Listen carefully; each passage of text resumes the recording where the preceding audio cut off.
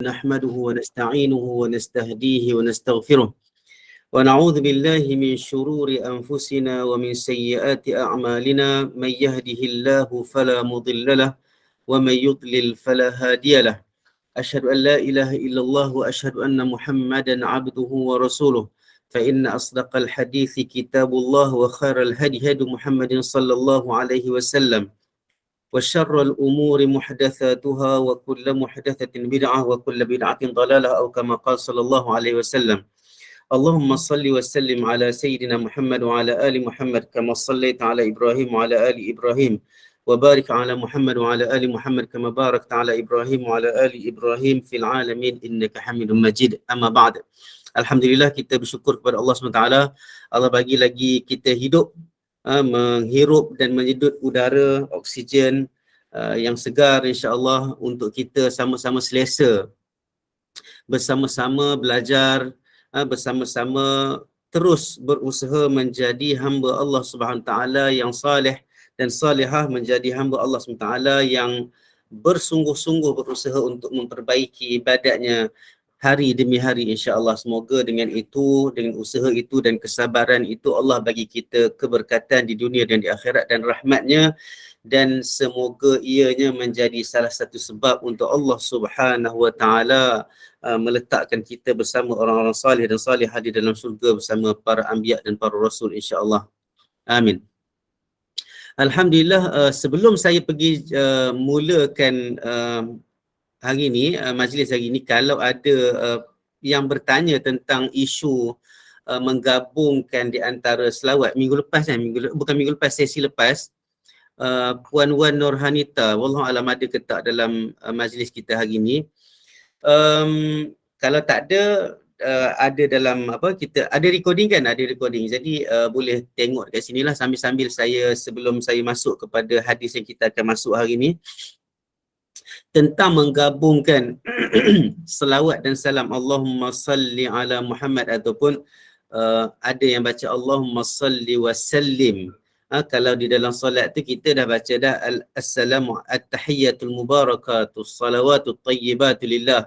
Dekat sana ada banyak riwayat, ada 3 riwayat kita belajar hari tu tentang kaedah membaca tahiyat awal dan akhir, dan di situ terdapat selawat dan salam, dan diajarkan secara begitu, dan itu tidak boleh dibuat adjustment. Okey.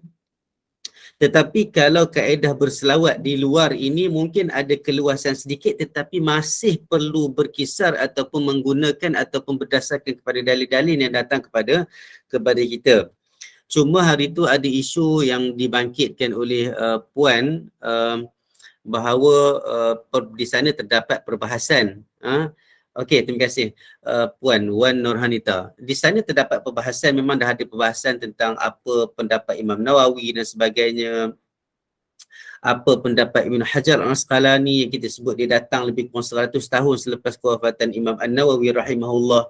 Dan di sana memang terdapat tafsiran-tafsiran tentang ayat Quran yang berbunyi innallaha wa malaikatahu yusalluna 'alan nabi ya ayyuhalladzina amanu sallu alaihi wa sallimu taslima. Maka di situ ulama-ulama tafsir sendiri mengatakan bahawa ia bukan satu kewajipan untuk kita menggabungkan. Saya dah baca dah 1-2 tempat perbahasan tentang perkara itu. Maka itu sebab Imam Ibn Hajar Al-Asqalani dia menyebut, kata tidak ada masalah untuk kita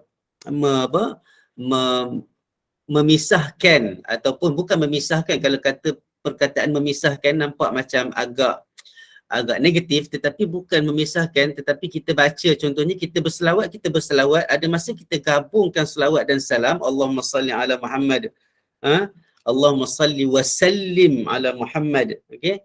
Jadi kalau kita gabungkan pun boleh, kita dapat apa yang disuruh di dalam Al-Quran. Tetapi kalau kita sebut tanpa menyebut salam, tidak menyebut wasallim pun tidak ada masalah juga, sebab kita sudah menepati sunnah-sunnah yang datang tentang kaedah berselawat. Dan ulama kata pada ketika zaman Nabi Muhammad sallallahu alaihi wasallam, para sahabat sentiasa memberi salam ke atas Nabi. Kita tak sempat nak bagi salam ke atas Nabi sebab kita tak jumpa Nabi. Para sahabat radhiyallahu anhum sentiasa bersama-sama dengan Nabi, Maka bila datang ditanya tentang bagaimana kami nak berselawat terhadap Nabi Muhammad SAW, terhadapmu ya Rasulullah, Nabi pun ajarlah Allahumma salli ala Muhammad wa ala ali Muhammad, sebagaimana yang kita belajar dan baca sentiasa selawat Ibrahimiyah itu. Maka di sini perbahasannya agak sedikit dia tidak rumit, tapi adalah perbahasan tu kalau orang awam macam kita, dan mungkin ada orang yang mungkin tidak belajar perkara itu, mungkin dia akan rasa macam agak rumit, tetapi saya harapkan para jemaah sekalian dapat menangkap dan memahami apa yang nak dibahaskan ataupun persoalan yang dikemukakan pada sesi yang lepas itu. Jadi sebagai kesimpulannya, memang betul ada pendapat ulama tentang menggabungkan ataupun memisahkan di antara selawat dan salam. Memang ada yang berpendapat begini dan begitu, dan pendapat yang di antara yang mutaakhirnya adalah pendapat Ibn Hajar Al-Asqalani yang menyebut kata tidak ada masalah untuk membeza untuk kalau nak berselawat sahaja ataupun nak berselawat dan mengucapkan salam, taslim. Jadi kedua-duanya, kalau menyebut selawat saja pun dah menepati sunnah. Kalau menyebut selawat dan salam menggabungkannya dalam satu ungkapan pun boleh juga, dan itu menepati apa yang dianjurkan di dalam Al-Quran. Sebab ayat Quran itu tidak sampai ke tahap, sebab dalam ilmu usul fiqh, sesuatu hukum tentang wajib, sunat dan harus, makruh dan haram itu bukan hanya sekadar melihat kepada makna literal terhadap ayat itu, tetapi ia mempunyai dasar-dasar dan metod ataupun kaedah pengeluaran hukum yang disepakati oleh para ulama berdasarkan dalil-dalil lain yang datang dalam konteks dan dalam bab yang sama. Maka secara kesimpulannya begitu. Maka tidak ada masalah, jangan kita wajibkan kepada orang lain untuk menggabungkan di antara selawat dan salam. Maka itu adalah satu keluasan, saya selalu sebut, sebagaimana ulama-ulama lain juga sebut, saya mengambil pendapat kata-kata mereka itu satu keluasan dalam pengamalan agama. Janji dengan syarat keluasan itu mestilah bersandarkan kepada dalil sama ada daripada Al-Quran dan Sunnah. Saya harap itu jelas, insya-Allah. Okey. Jadi kita masuk kepada hadis yang seterusnya pada muka surat 181, dan masih lagi kita berbicara tentang zikir ketika hendak tidur. Jadi kalau kita tengok siapa yang mengamalkan surah Al-Mulk contohnya sebelum tidur, maka di samping bacaan surah Al-Mulk itu pada waktu malam, sebenarnya tidak semestinya pada waktu malam, pada waktu nak tidur, bacaan itu pada waktu malam, maka terlalu banyak sebenarnya apa yang kita nak amalkan dan nak zikirkan dalam konteks kita mendekatkan diri kita kepada Allah SWT dan mengekalkan diri kita sentiasa memikir dan orang kata apa, sentiasa insaf kepada kekuasaan dan keagungan Allah Subhanahu Wa Taala. Maka di sini kita akan tengok lagi ada banyak lagi doa-doa dan zikir. Zikir nampak ada beberapa, tetapi banyaknya juga doa yang mana kita hampir bila kita sebut tentang tidur itu seumpama ataupun diibaratkan mati sementara, maka di situ Nabi ajarkan kepada kita banyak doa-doa supaya kita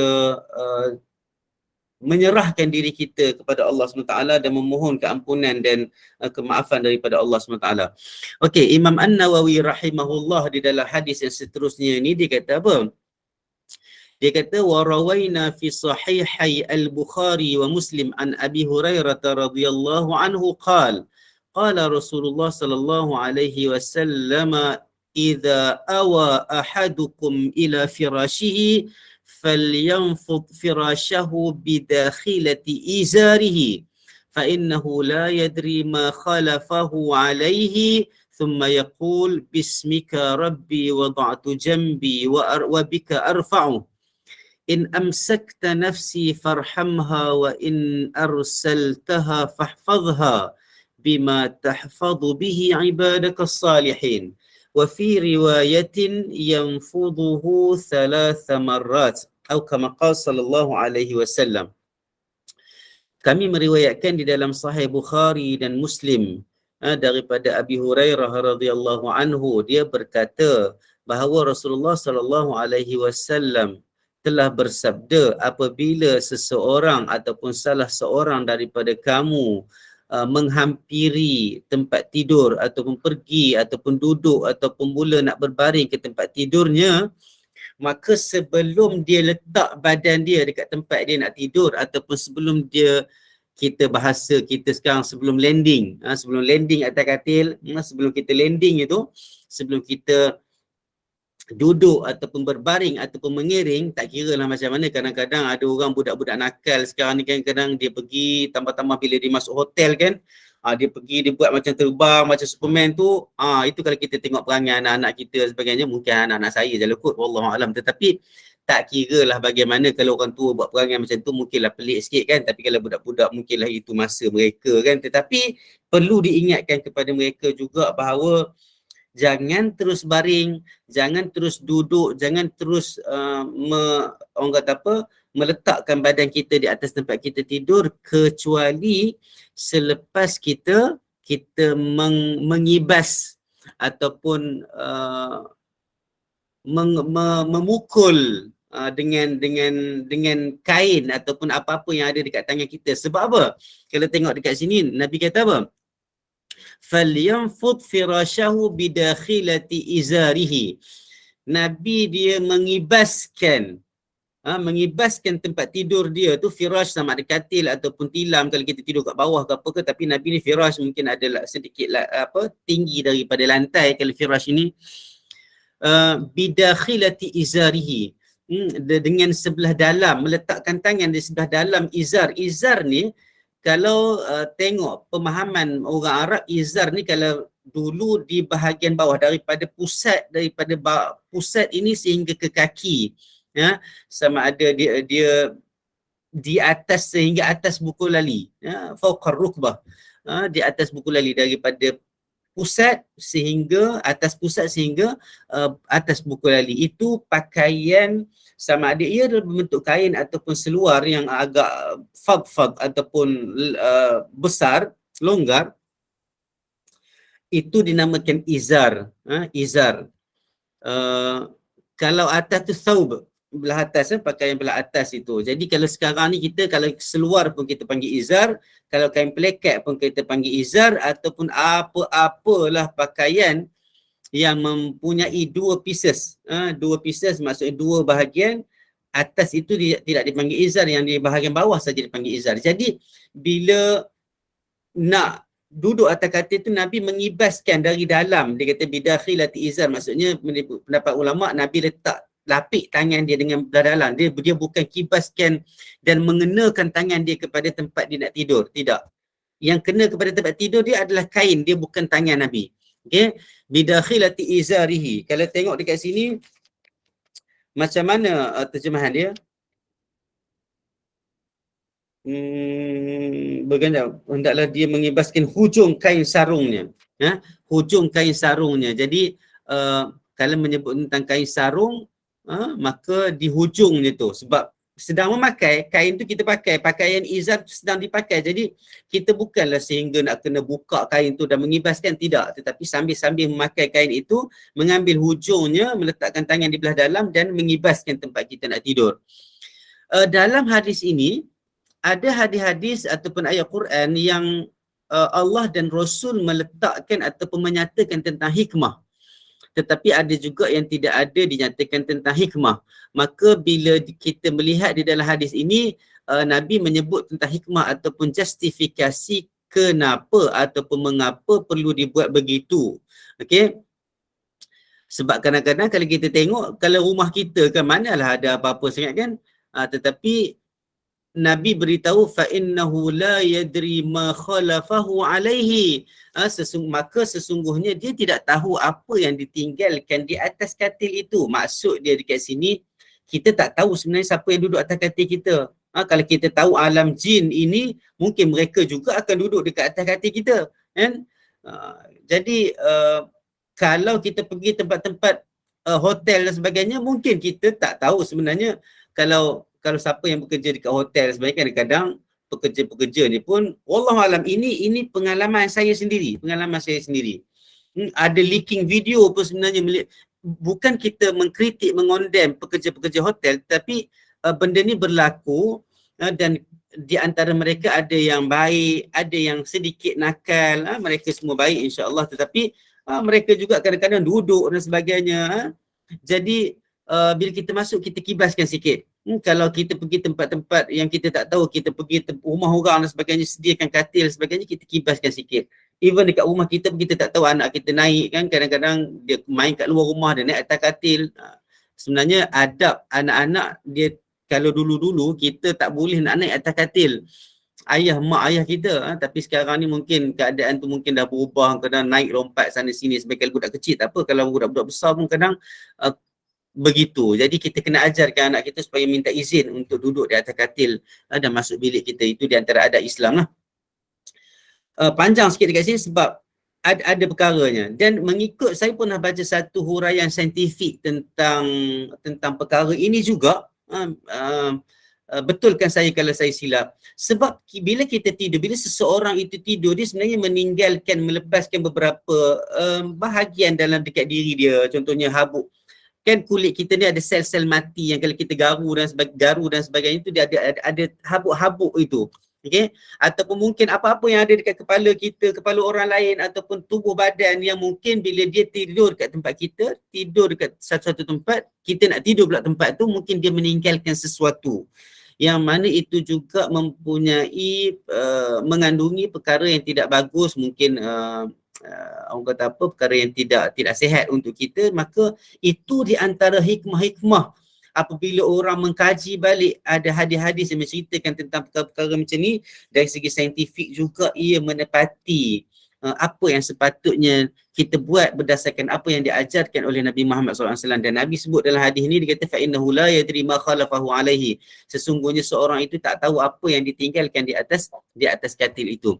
Kemudian Nabi ajarkan kita nak tidur, dia kata ثُمَّ يَقُولُ, kemudian dia berkata Bismika Rabbi wada'tu jambi wa bika arfa'uh. Dengan namamu ya Allah, dengan namamu ya Tuhanku, aku meletakkan sebelah bahagian badan aku. Jambi maksudnya lambung kananku ini. Sebab dia ada di sana dalil mengatakan Nabi tidur memang mengiring di belah kanan, di atas lambung kanan dia. Wa bika arfa'uhu, dan dengan namamu, dengan engkau juga, dengan izin engkau juga aku mengangkatnya. In amsakta nafsi farhamha, jika engkau pegang jiwaku ini, ataupun jika engkau ambil aku, maksudnya jika engkau matikan aku, farhamha, kita minta daripada Allah Ta'ala, engkau rahmatilah ia. Maksudnya jiwa kita, nafsu kita, maksudnya diri kita sendirilah, roh kita itu. Wa in arsaltaha, jika engkau lepaskan kembali, jika engkau biarkan aku hidup kembali, kalau ikut konteks maknanya, kalau engkau hidupkan aku kembali, engkau lepaskan kembali roh aku itu semasa aku tidur, telah engkau ambil, jika engkau lepaskan kembali, fahfadha, maka engkau peliharalah ia, bima tahfadhu bihi ibadakas salihin, dengan apa cara yang engkau pelihara dengannya hamba-hambamu yang salih. Nah, ini doa kita, penyerahan diri kita kepada Allah Subhanahu Taala sebelum kita tidur. Ini yang diajarkan oleh Nabi Muhammad sallallahu alaihi wasallam. Kalau kita fikir dan faham apa doa yang kita baca sebelum kita tidur, dengan doa ini maka kita lebih insaf, lebih meletakkan penyerahan diri kepada Allah SWT. Kita banyakkan istighfar sebelum tidur, sebab bila datang je penyesalan itu, tidak ada halangan untuk kita beristighfar walaupun kita nak tidur. Sebab istighfar itu kalau kita baca sebelum ini, ia adalah bacaan ataupun zikir di tempat-tempat umum. Kecuali lah bila Nabi sebut istighfar selepas solat, itu adalah pengkhususan sedikit. Tetapi istighfar ini umum. Bila-bila masa kita nak baca, kita kena baca, dan kita kena letak, kita kena slotkan istighfar itu di dalam hidup kita, insya-Allah. Dalam satu riwayat yang lain, yang fuduhu thalatha marrat, dalam riwayat yang lain, Nabi mengibaskan 3 kali. Dalam hadis yang pertama, dalam riwayat yang pertama, sehingga ibadah qasrihin itu dia tidak sebut berapa kali mengibaskan tu, mungkin sekali dah cukup, 2 kali dah cukup. Tetapi dalam riwayat yang lain Nabi ada sebut sebanyak 3 kali. Maka buatlah 3 kali, tidak ada masalah. Buat sekali pun tak apa, buat 3 kali lebih pun tak apa. Kalau terlebih, wallahu alam, itu juga tidak ada masalah. Tetapi kalau seseorang itu sengaja membuatkan lebih tanpa sebab, kalau dalam hati dia kata Nabi buat 3, aku nak buat lebih sikit lah.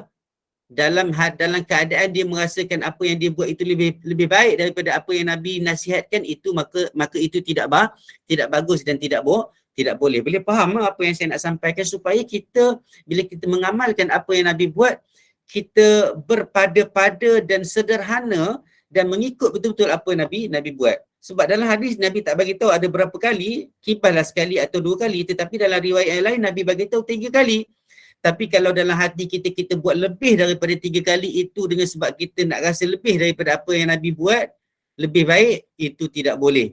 Tetapi kalau kita terlebih, tidak mengapa. Kalaulah kita buat benda tu lebih disebabkan, ada sebab, contoh musim-musim orang bercuti sekarang ni kan, pergi pantai, pergi mana, ada chalet-chalet dan resort-resort tepi pantai, kadang-kadang ada pasir, budak-budak kita sendiri pun kadang-kadang ada pasir melekat dekat baju kita dan sebagainya, terkena di atas katil. Mungkin kita rasa perlu kepada lebih, bukan sebab kita buat lebih daripada apa yang Nabi buat, sebab kita rasa Nabi buat tu kurang, tidak. Kita buat disebabkan ada sebab. Maksudnya ada nampak kekotoran, ada pasir, kita pegang-pegang, ada rasa berpasir lagi itu, ataupun kita nampak sebarang kekotoran, maka kita buat lebih. Di atas dasar itu, maka insya-Allah itu tidak mengapa. Itu tidak mengapa insya-Allah. Wallahu alam. Maka saya minta maaf, hadis ni panjang pula kita baca walaupun hadis itu pendek. Tapi sekurang-kurangnya kita dapat kefahaman yang mungkin lebih tentang apa konteks yang terdapat dalam hadis ini. Puan Rosnaini, Ustaz, di dalam syurga nanti adakah kita masih ada lagi yang membaca Al-Quran? Kalau ada, boleh ke Ustaz beritahu surah apa? Dalam syurga nanti, ada riwayat menyebut tentang di antara sifat orang-orang dalam syurga sentiasa menyebut memuji Allah Subhanahu Wa Taala. Tentang baca Al-Quran, wallahu alam, tak ada. Tetapi ulama-ulama menyebut di dalam syurga ini bukan tempat kita beribadat. Di dalam syurga ini tempat kita menerima ganjaran, tempat kita menerima segala-gala janji yang Allah janjikan kepada orang-orang saleh. Maka di dalam syurga tidak ada kewajipan orang membaca Quran dan berzikir, tetapi ada disebut dalam hadis tentang di antara sifat orang-orang dalam syurga itu, di antara kerja-kerja orang dalam syurga itu adalah memuji Allah Ta'ala. Disebabkan nikmat-nikmat yang mereka dapat itu, mereka sentiasa memuji Allah Subhanahu Wa Ta'ala. Maka hidup orang-orang dalam syurga ini sentiasa memuji dan bersyukur kepada Allah Subhanahu Wa Ta'ala. Wallahu a'lam. Puan Marhani, kalau pakai kain lain boleh, tidak ada masalah. Itu juga satu keluasan untuk kibas tempat tidur sebelum tidur, seperti sapu lidi. Penyapu lidi, wallahu alam, mungkin saya tak dapat gambarkan. Kalau penyapu lidi yang saya gambarkan ni memang penyapu lidi yang menyapu sampah ni dekat luar rumah, dan mungkin dalam rumah kalau ada lidi yang lembut sikit tu, tapi kalau dah keras tu mungkin jarang orang ada dalam rumah. Tapi saya tak tahu bagaimana setting dia dalam rumah-rumah jamaah. Tapi sebaik-baiknya jangan menggunakan alat-alat yang tidak sesuai lah. Tidak sesuai. Yang di dalam hadis ini disebut tentang izar. Maka kalau nak buat lain sikit, disebabkan mungkin kita pakai seluar tidur. Bila kita pakai seluar tidur, macam mana nak kibas kan? Kalau dekat hotel ataupun dekat rumah, mungkin ada orang yang biasa pakai baju macam baju satu piece daripada atas itu, ikat itu, mungkin dia ada sedikit ujung kain itu boleh digunakan untuk kibas. Kalau siapa yang pakai kain plekat dan kain batik, mungkin dia ujung kain itu boleh kibaskan. Tapi kalau yang pakai seluar mungkin tak boleh. Mungkin boleh kibaskan dengan selimut, mungkin boleh kibaskan dengan kain lain yang dia memang sediakan untuk dikibaskan untuk mengikut sunnah Nabi Muhammad sallallahu alaihi wasallam, sebab dia tidur biasa pakai seluar. Maka itu insya-Allah tidak ada tidak ada masalah. Kalau penyapu lidi ni wallahu alam saya rasa macam kurang sesuai, minta maaf. Tapi kalau manalah tahu mungkin ada alat yang mungkin lembut kan boleh dikibaskan dekat tempat tidur, mungkin insya-Allah tidak ada masalah. Tetapi kalau nak ikut apa yang dalam sunnah ini, Nabi dengan cara pakainya belah bawah kainnya itu maka dikibaskan dengan kain itu, tidak ada masalah insya-Allah. Kita berehat saja ya Ustaz. Okay, saya tak pasti apa dia maksud dia. Sapu lidi yang baru Ustaz khas untuk kibas tempat tidur. Oh, dia ada penyapu lidi ya. Wallahu alam. Kalau ianya lembut tidak apa orang kata apa, kalau dia sebenarnya dari segi adat orang dulu-dulu tak ada kibaskan penyapu lidi yang kita faham itu. Tapi kalau sekarang ini memang ada alat yang sesuai untuk dikibaskan tempat tidur, tidak ada masalah insya-Allah. Tidak ada masalah insya-Allah. Tapi kalau kita tu memang pakai kain, kalau nak ikut sebab Nabi sebut macam tu di dalam sunnah, dalam hadis dia, kalau nak ikut sebab aku nak ikut apa yang Nabi buat, itu pun tidak ada masalah. Maka kedua-duanya baik sebab Nabi dah sebut di dalam hadis ini justifikasi kenapa. Dia kata fa innahu la yadri ma khalafahu alaih. Semaka sesungguhnya dia tak tahu apa yang ditinggalkan oleh siapa-siapa di atas katil itu. Kalau syaitan ke orang lain ke kanak-kanak ke anak-anak kita ke orang lain ke dan sebagainya. Maka itu di antara sebab yang disebut illah disebut dalam hadis ini. Sapu lidi yang baru. Ya, terima kasih Puan Mahani. Jadi saya baru tahu satu ilmu ni, insya-Allah. Kalau boleh share tu benda tu mungkin boleh share dengan saya, mungkin share dengan jemaah juga bagaimana gambarannya tu, mungkin ramai yang tak tahu. Semoga apa yang diamalkan oleh Nabi Muhammad SAW tu kita boleh buat juga. Sekadar yang kita mampu, semoga kita termasuk dalam orang-orang yang mengikut sunnah Nabi Muhammad SAW. Kalau kita buat Puan Mahani, kalau kita buat lebih zikir sebab kita ni banyak dosa dan mengharapkan pertolongan Allah, berzikir banyak bukan maksud. Okey. Kalau kita berzikir dengan sebab kita merasakan kita banyak dosa, tidak ada masalah sebab dekat sana kan saya bagi tahu tadi kita ada banyak zikir-zikir yang umum. Kita belum lagi masuk kepada doa-doa yang Nabi ajar ni, kita baru sikit baru masuk. Kita baru masuk sikit baru tentang bacaan nak tidur, di sana ada banyak lagi kita akan jumpa. Tetapi kalau nak baca zikir-zikir yang macam saya sebut tadi, zikir-zikir umum, subhanallah ke, subhanallah tu kita dah baca dah dalam sesi lepas, 33, 33 ataupun 34 pada takbir dan tasbih. Tapi kalau nak sebut subhanallah bihamdi, subhanallahal azim contohnya, la ilaha illallah ke, ataupun zikir-zikir umum yang lain yang kita dah belajar, tidak ada masalah. Zikir-zikir yang tidak ada berkhususan tempat itu boleh juga baca tempat masa kita nak tidur. Sebab macam saya kata tadi lah, bila kita ada keinsafan, bila kita menyerahkan diri kita kepada Allah Ta'ala, tidak ada masalah.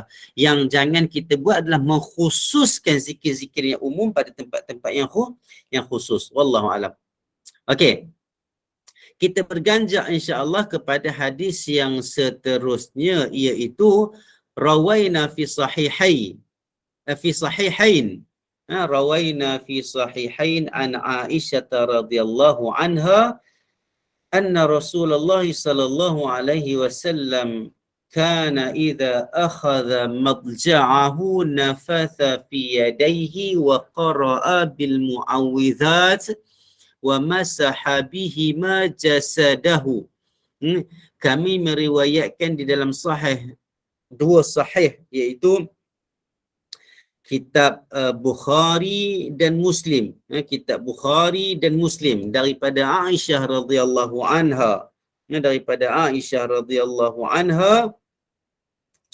Sesungguhnya Rasulullah sallallahu alaihi wasallam bila mana dia nak berganjak kepada tempat tidur dia nak pergi ke tempat tidur dia, mafja'ahu, tempat dia nak tidur, nafasa fi yadayhi.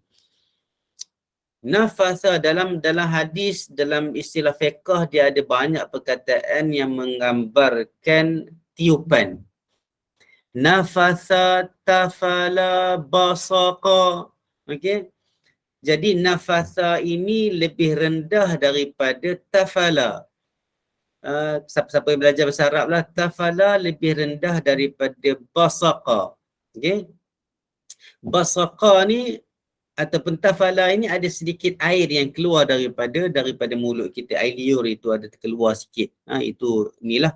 Tapi kalau nafasa ini biasanya hembusan yang lembut.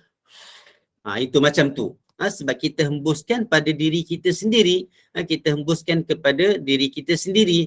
Nanti kita akan tengok sedikit. Saya mungkin akan bawa sikit lah kalau jemaah izinkan saya, sebab bila kita dah jumpa perkataan nafatha ini, perlu juga kita memahami beberapa perkataan lain yang menyerupainya juga, supaya kita faham apa yang dibuat oleh kita dan mungkin apa yang dibuat oleh para perawat, bagi orang-orang yang merawat secara rawatan alternatif ini. Okey. Dia kata Rasulullah SAW bila nak pergi ke tempat tidur dia tiup pada kedua tangannya, tiup. Tiup, okey.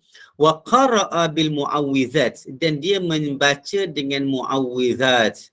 Muawwizat ini mengikut pendapat ulama, 3 ayat itulah, 3 surah itu. Qul huwallahu ahad, qul a'udzu birabbil falaq, dan juga qul a'udzu birabbin nas.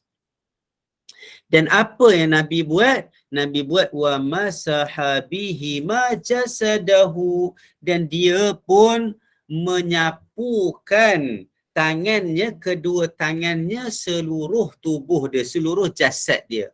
Dalam hadis yang lain yang bila sebut tentang baca 3 surah ini, tiup di tangan dan menyapu bahagian mana yang dia sampai nak sapu.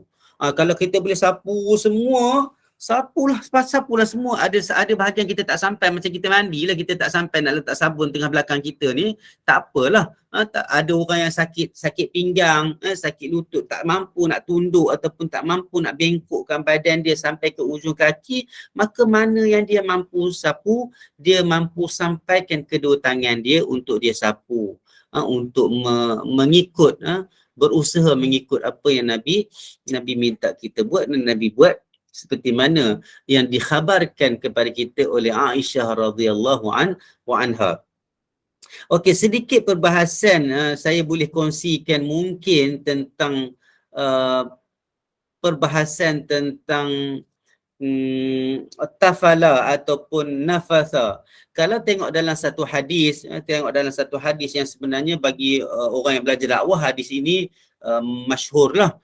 Pada peperangan Khaybar, Nabi Muhammad sallallahu alaihi wasallam dia kata la u'tiyanna, ini sahih Bukhari, dalam sahih Bukhari, Nabi kata la u'tiyanna hadhihi ar-rayah ghadan rajulan yaftahu Allah ala yadayhi yuhibbu Allah wa rasuluhu wa yuhibbuhu Allah wa rasuluhu. Aku akan diberikan bendera ini pada keesokan hari kepada seorang lelaki. Ini perang nak melawan Yahudi. Perang Khaybar, ma'ruf perang Khaybar. Itu sebab kalau kita dengar nasyid Palestin, dipanggil Khaybar ya Yahud, Jaishu Muhammad saya'ud, saufa ya'ud ataupun saya'ud. Khaybar, hei orang Yahudi, kata Khaybar, ingatlah perang Khaybar yang mana mereka kalah teruk. Ingatlah perang Khaybar ya Yahud. Jaish Muhammad saufa ya'ud, tentera Muhammad akan hadir, akan kembali, sebab ini mengimbau nostalgia peperangan Khaybar. Okey, maka ketika ini Nabi kata akan diberikan bendera ini kepada seorang lelaki yang Allah akan buka di tangannya pembukaan kota-kota ataupun pembukaan wilayah-wilayah Islam. Okey, yang mana dia mengasihi dan mencintai Allah dan Rasulnya, dan Allah Subhanahu Wa Taala dan Rasulnya mencintainya. Dan pada ketika itu para sahabat pun tidur.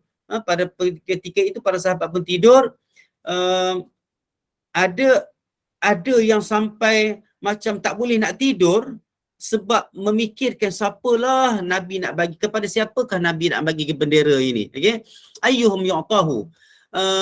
Sebab mereka masing-masing nak, bukan mereka ini nak jawatan, tidak, tetapi nakkan penghormatan yang diberikan oleh Rasulullah SAW untuk memerangi orang Yahudi.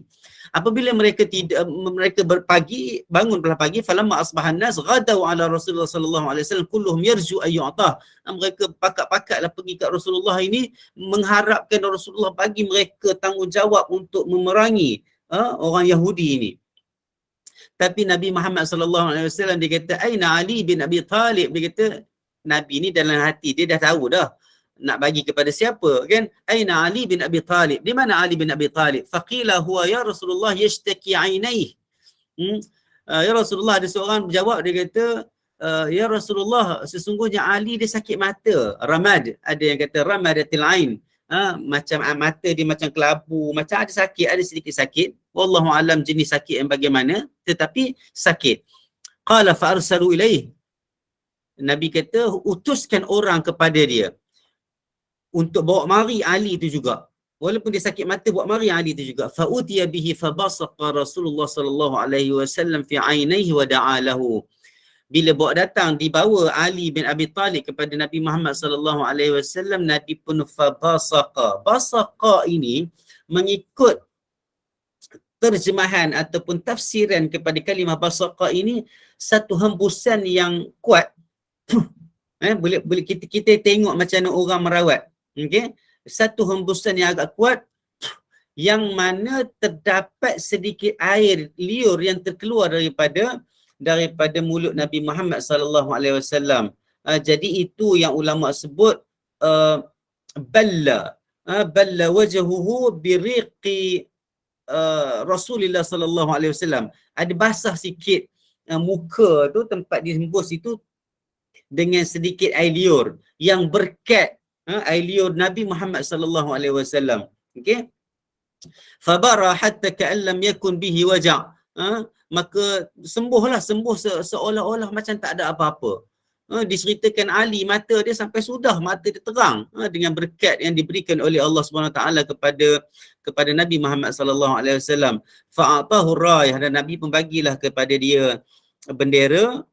Faqala Ali ya Rasulullah au qatiluhum hatta yakunu mithlana. Ali pun semangat, orang muda pada ketika itu. Ali pun ambil, dia kata kat Nabi, ya Rasulullah, dia dah dapat dah bendera tu, dia kata, ya Rasulullah, aku perangi mereka sehingga mereka menjadi seperti kita, iaitu menerima Islam. Nabi bila tengok semangat Ali ini,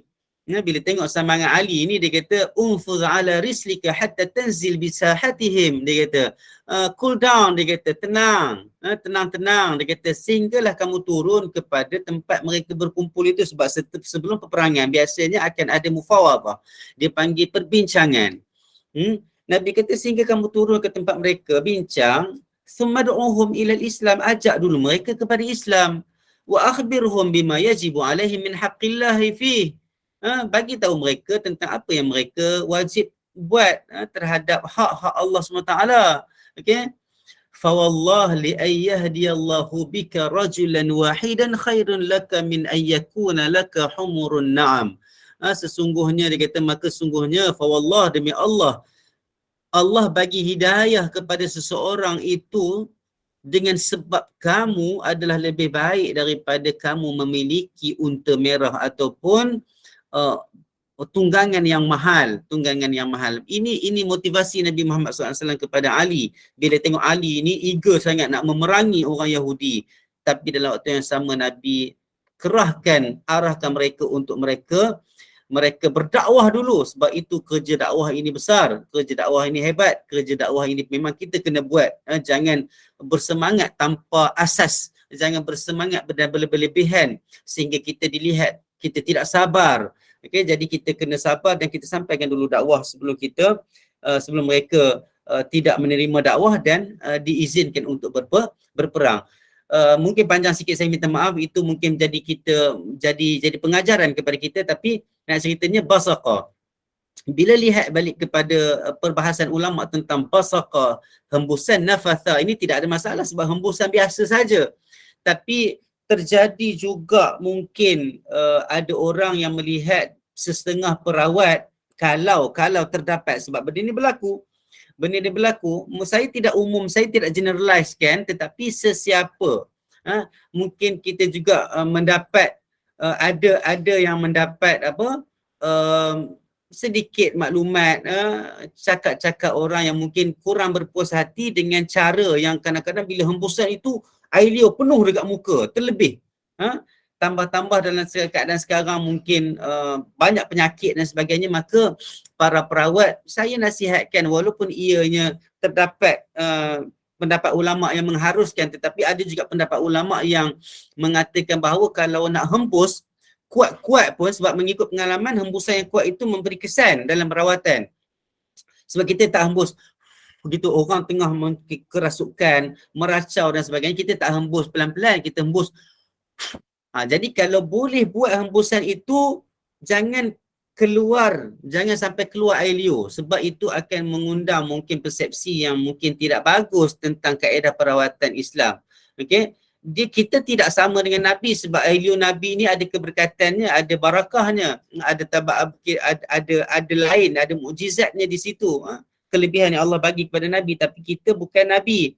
Tetapi kaedah itu ada ulama yang mengharuskan. Jadi untuk mengelakkan perkara ini ataupun orang kata apa, komen ataupun kritikan daripada pihak-pihak yang mungkin tidak berpuas hati ataupun terkena kaedah ini, tetapi mungkin terlebih sikit daripada perawat-perawat, mungkin kita boleh berhati-hati lagi kepada perawat rawatan alternatif ini. Mungkin kita perlu berhati-hati, pastikan diri kita sihat, pastikan kita sentiasa gosok gigi, cuci mulut kita dan sebagainya, supaya tidak ada bau-bau yang tidak bagus dan sebagainya semasa kita melakukan rawatan. Jadi untuk lebih selamat, kita hembus dengan hembusan yang kuat, tetapi pastikan tidak ada air liur yang keluar daripada mulut kita. Semoga kita sambil-sambil kita menolong orang, kita mengikut sunnah Nabi Muhammad sallallahu alaihi wasallam, dan juga kita buat perkara itu dengan cara yang sederhana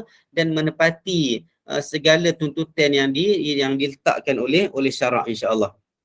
Okey, jadi dekat sini Aisyah kata Nabi memang hembus. Ini hembusan yang tiupan rawatan itu agak kuat sikit, itu dipanggil tafala ataupun basaqa dalam bahasa Arab. Okey. Tengok ada soalan tak? Okey. Kalau kita buat lebih daripada zikir. Okey dah settle okey. Jadi kita teruskan ke hadis yang seterusnya. Sahih juga, tidak ada masalah. Bila sebut je sahihain, diambil daripada dua kitab sahih, biasanya kita tidak akan sebut dah tentang klasifikasi hadis. Memang dia akan sahih bila diambil daripada Bukhari dan Muslim. Kita teruskan kepada hadis yang seterusnya. Imam An-Nawawi rahimahullah dikata wa fis sahihain anha, di dalam kitab Sahih Bukhari dan Muslim juga, anha, daripada Aisyah radhiyallahu anha juga. Kalau kita tengok hadis-hadis berkaitan dengan tidur dan sebagainya, ini memang ada banyak datang daripada Aisyah lah, sebab ini apa yang berlaku di dalam rumah Nabi Muhammad sallallahu alaihi wasallam. Sesungguhnya Nabi Muhammad sallallahu alaihi wasallam Nabi sallallahu alaihi wasallam kana idza awa ila firashihi kulla lailatin jama'a kaffayhi thumma nafatha fihima wa qara'a fihima qul huwallahu ahad wa qul a'udzu birabbil falaq wa qul a'udzu birabbin nas thumma masaha bihima mastata'a min jasadihi, macam saya sebut tadi, yabda'u bihima ala ra'sihi wa wajhihi wa ma aqbala min jasadihi yaf'alu dhalika 3 marrat. Qala ahlul lughah an-nafath nafathun latifun bila riqin. Okey. Dalam Sahih Bukhari dan Muslim daripada Aisyah radhiyallahu anha juga, sesungguhnya Nabi Muhammad sallallahu alaihi wasallam apabila dia nak pergi ke tempat tidur, katil dia kulla lailatin. Tengok, Aisyah sebut kulla lailatin, setiap malam. Apa yang Nabi buat? Nabi sentiasa letakkan jama'a kaffaihi. Buat macam ni. Jama'a kaffaihi. Kaf dua tapak tangan. Kaf tapak tangan, kaffai dua. Kaffaini, kaffaihi. Jama'a kaffaihi thumma nafatha fihima. Kemudian dia baca, dia tiupkan, dan dia baca apa? Dia baca suratul Ikhlas, dan dia baca suratul Alaq, suratul Falaq, dan dia baca surah An-Nas. 3 surah ini, kemudian dia apa? Dia sapu, thumma masaha bihima mastata'a min jasadihi. Kemudian dia pun sapu dengan kedua tapak tangannya itu apa yang dia sanggup, apa yang dia mampu untuk sampaikan kedua tangannya kepada jasad dia, kepada badan dia. Di sini dalam hadis ini Nabi mengajar susunan keutamaan bagaimana nak menyapu jasad itu. Okey. Kalau ada orang dia sapu dari bawah ke atas ke, jangan marahlah, sebab dia mungkin guna hadis yang simple tadi tu, tidak ada diajarkan bagaimana bermula daripada kepala dan sebagainya. Maka benda itu luas. Hadis mana yang dia nak gunakan, janji hadis itu sahih, maka guna, tidak ada masalah. Tetapi kalau kita jalinkan hadis-hadis ini untuk kita mengamalkan bagaimana cara menyapu, itu lebih baik. Itu lebih baik. Jadi Nabi ajar, dia kata apa? Ya bada'u bihima, dia bermulakan dua tangan dia tu di atas kepala dia. Di atas kepala dia, kemudian wajhuhu, kemudian muka dia, wa ma aqbala min jasadihi, apa yang belah depan dia, apa yang dia boleh sampai dulu tangan dia ni. Apa yang tangan dia boleh sampai dulu. Jangan kaki dulu.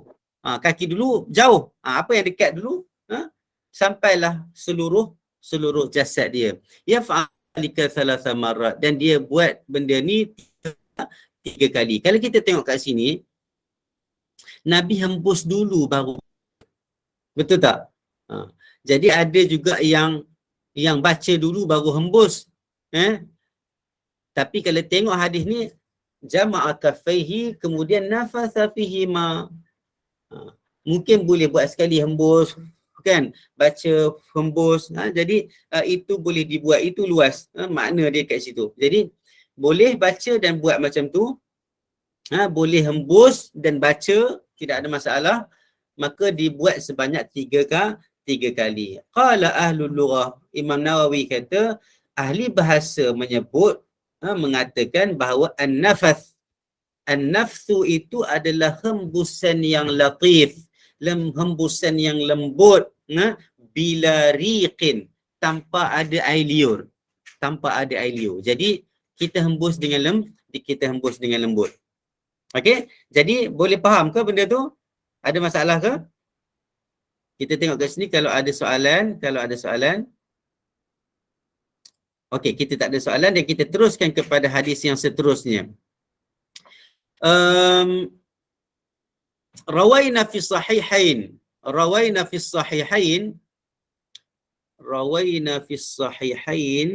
Kejap. Okey. Rawaina fi sahihain an Abi Mas'ud Al-Ansari Al-Badri.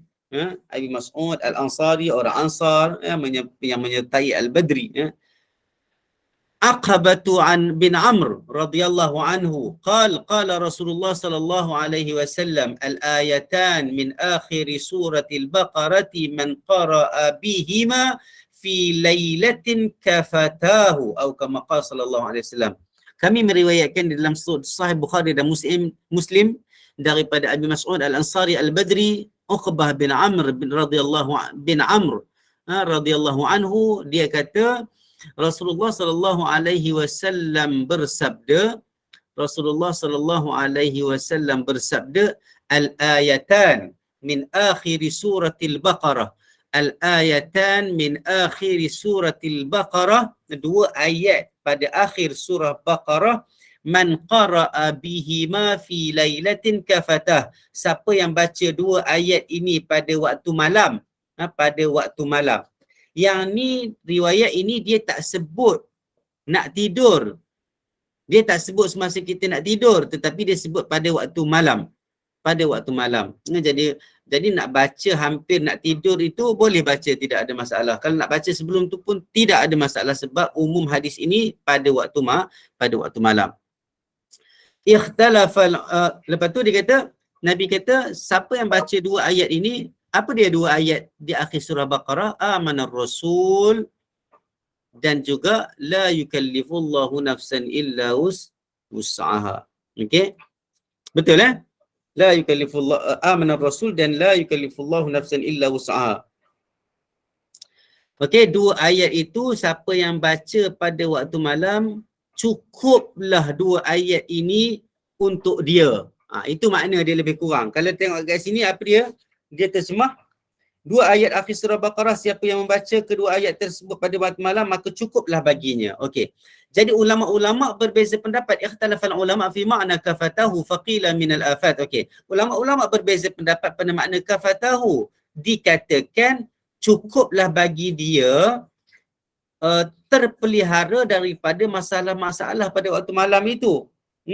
Maksudnya segala benda cukuplah daripada segala bencana yang ada pada malam tersebut. Wa qila kafatahu min qiyami lailatihi.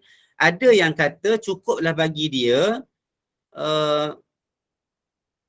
kalau tengok sini dia kata pendapat lain mengatakan bahawa cukuplah bagi dia daripada solat sunat pada waktu malam. Seolah-olah dia nak bagi tahu kata cukuplah kalau tak sempat nak solat malam pun dah cukup dah dia baca dua ayat ini. Ya. Dan Imam Nawawi dia kata qultu wa yajuzu ay yurad al-amran, dan boleh jadi dan diterima juga kalaulah kita nak maksudkan untuk dengan kedua-dua tafsiran ulama ini. Cumanya janganlah dijadikan tafsiran ini supaya kita meninggalkan qiyamul lail, sebab qiyamul lail di sana terdapat banyak fadilat-fadilatnya, dan pendapat itu adalah sebahagian daripada pendapat-pendapat ulama. Jadi ia tidaklah mengatakan bahawa kalau siapa baca dua ayat ini kalau dia tak qiyamul lail pun tak apa dah. Dia tidak membawa makna yang sebegitu dalam konteks dan kuantiti dan kapasiti yang sebegitu. Maka di dalam qiyamul lail ada banyak zikir yang kita boleh buat, yang banyak juga kelebihan, banyak solat-solat yang dianjurkan oleh Nabi Muhammad SAW, oleh Islam. Maka qiyamul lail dia ada kelebihan-kelebihan dia yang banyak, dan dua ayat ini dia mempunyai kelebihan-kelebihan dia juga. Jadi jangan siapa-siapa mengandaikan ataupun menjadikan tafsiran kata cukuplah dia dengan qiyamul lail, cukuplah dia daripada solat sunat di malam itu dengan membawa makna dia baca dua ayat ini tak apa dah, tak payah dah buat qiyamul lail. Bukan itu makna dia. Bukan itu yang dimaksudkan di dalam tafsiran ini. Cuma ulama tafsirkan kalaulah dia baca lepas tu dia terlupa, tak sempat nak buat qiyamul lail, maka cukuplah bagi dia. Tapi bagi orang yang membaca dua ayat ni pun lepas tu dia bangun pula waktu malam, maka itu dapat ganjaran yang lebih lagi daripada Allah Subhanahu Wa Taala. Wallahu a'lam. Kita tengok kalau ada soalan. Okey, Ustaz, bolehkah kita sambung baca doa lain selepas baca doa qunut semasa solat subuh? Oh, okey. Kejap. Puan Arida, mu'awizatain itu okey. Kita jumpa sebelum ni mu'awizatan. Dua ayat yang kita minta perlindungan, tetapi kalau tengok dekat dalam hadis ini dia panggil mu'awizat. Ya, dia panggil mu'awizat. Mu'awizat ini jamak, plural, bukan dua. Jadi walaupun sebelum ni kita dah sebut dah, walaupun dalam hadis ada disebut mu'awizatain, dua surah, tetapi ulama kata kebiasaannya digabungkan dengan suratul Ikhlas. Digabungkan dengan suratul Ikhlas, iaitu qul huwallahu ahad. Tapi kalaulah di dalam hadis ataupun di dalam kaedah fiqh, ayat-ayat fiqh dikeluarkan, terdapat perkataan mu'awwizat, maka ianya adalah dimaksudkan dengan qul huwallahu ahad, qul a'udzu birabbil falaq, dan qul a'udzu birabbin nas. Wallahu alam. Tentang bacaan doa lain selepas baca doa qunut semasa solat subuh ini, sebenarnya doa qunut tu sendiri ada banyak juga dia punya lafaz dia kan. Di antara riwayatnya adalah yang dibawa oleh Imam Syafi'i lah dalam mazhab kita tu, Allah mahdini fiman hadid dan sebagainya. Doa lain ini sebenarnya boleh dibacakan kalau sebab amalan Nabi Muhammad SAW tentang qunut ia tidak menjadi kelaziman kalau ikut. Dia bukan menjadi kelaziman Nabi setiap subuh itu membaca doa qunut. Itu mengikut pendapat yang ramai juga ulama berpendapat begitu. Dia berbeza dengan pendapat dalam mazhab Syafi'i bahawa qunut itu sentiasa kita buat setiap pagi. Okey, mengikut pendapat ulama-ulama lain, Itu sebab dia ada perbezaan pendapat di kalangan ulama tentang kunut. Tetapi yang confirm Nabi buat kunut adalah bila berlaku sesuatu perkara ataupun musibah, atau dipanggil dalam bahasa fiqh, bahasa Arab dipanggil nazilah. Kalau terdapat perkara-perkara ini, masalah-masalah terhadap umat Islam, terhadap diri dan sebagainya, terhadap masyarakat, maka Nabi memang akan baca kunut. Itu yang dipanggil juga dengan kunut nazilah dan sebagainya. Maka di dalam kunut itu kita boleh minta, okay? Boleh minta, sama ada minta kalau kita kata kita takut tentang serangan-serangan orang, askar-askar musuh, tentera-tentera musuh, tapi sekarang ni jarang lah. Ataupun malapetaka, bala bencana dan sebagainya, kecurian, rompakan yang berleluasa contohnya, kita boleh doa. Di dalam doa kunut itu tidak ada masalah. Tidak ada masalah. Sebab itu termasuk di dalam amalan Nabi Muhammad SAW dan para sahabat, bila berlaku je masalah di dalam masyarakat, dia baca doa itu. Tetapi kalaulah ianya mengikut, kalau kita bercakap dalam konteks mazhab Syafi'i, maka di sana boleh baca doa lain, sebenarnya tidak ada masalah juga. Cumanya jangan kita menjadi kelaziman, sebab kalau ikut Nabi Muhammad SAW, yang menjadi kelaziman dia adalah bila terjadi jenazilah baru Nabi baca kunut. Itu perbahasan yang banyak dalam bab kunut ni. Kita tak nak masuk kepada itu, sebab kita dekat Malaysia, kita memang baca kunut setiap hari. Maka kita baca kunut, lafaz yang dah dipilih oleh Imam Asy-Syafi'i rahimahullah berdasarkan hadis yang sahih, yang kita baca selalu itulah, Allahumma hdini fi man hadid wa afini fi ma afid wa afi wa dan sehingga selawat itulah, sehingga selawat sallallahu alaihi wasallam Muhammad wa ala alihi wasallam. Okey, dan kalau kita tengok sekarang ni pun sebenarnya tidak ada masalah kita nak baca, sebab umat Islam kita ditindas di China, di India, di Palestin, di Syria, di Yaman sebagainya. Kita juga ada penyakit-penyakit. Kita boleh doa-doa dengan doa-doa lain insya-Allah di dalam doa kunut juga insya-Allah. Wallahu alam. Okey. Kita pergi kepada, saya harap saya dapat menjawab dan saya harap itu difahami. Puan Inun, kita berhenti cepat ataupun kita ada masa sedikit lagi? Sepatutnya pukul 9 ada pula kuliah yang lain, Ustaz. Macam tu saya kena berhenti lah, sebab dah pukul 9 dah. Saya minta maaf sebab hari ni banyak sikit terkeluar daripada perbahasan zikir, tapi kita harapkan ia menjadi satu iktibar dan pengajaran kepada kita. Dan walaupun kita belajar sikit, semoga Allah bagi kita kelapangan untuk kita sempat mengamalkan zikir-zikir walaupun sikit ini. Nanti kita akan sambung dengan zikir-zikir ataupun doa-doa yang banyak lagi sebenarnya sebelum kita tidur. Aqul qawli hadza wa astaghfirullah li wa lakum wa li sa'ilil muslimina wal muslimat. Rabbana atina fid dunya hasanah wa fil akhirati hasanah wa qina adzabannar. Wa sallallahu ala sayyidina Muhammad wa ala alihi wasallam. Subhana rabbika rabbil izzati amma yasifun wa salamun alal mursalin walhamdulillahi rabbil alamin. A'udzubillahi minasyaitonir rajim. Bismillahirrahmanirrahim. Wal 'asri innal insana lafi khusr illa alladziina amanu wa 'amilus salihati wa tawassaw bil haqqi wa tawassaw bis sabr. Subhanakallahumma wa bihamdika asyhadu an la ilaha illa anta astaghfiruka wa atubu ilaik. Assalamualaikum warahmatullahi wabarakatuh. Mohon maaf atas segala kekurangan. Terima kasih Ustaz. Assalamualaikum atas perkongsian ilmunya. Terima kasih Ustaz. Sama-sama. Kita jumpa lagi, sambung balik Ustaz ya nanti. InsyaAllah. Okay.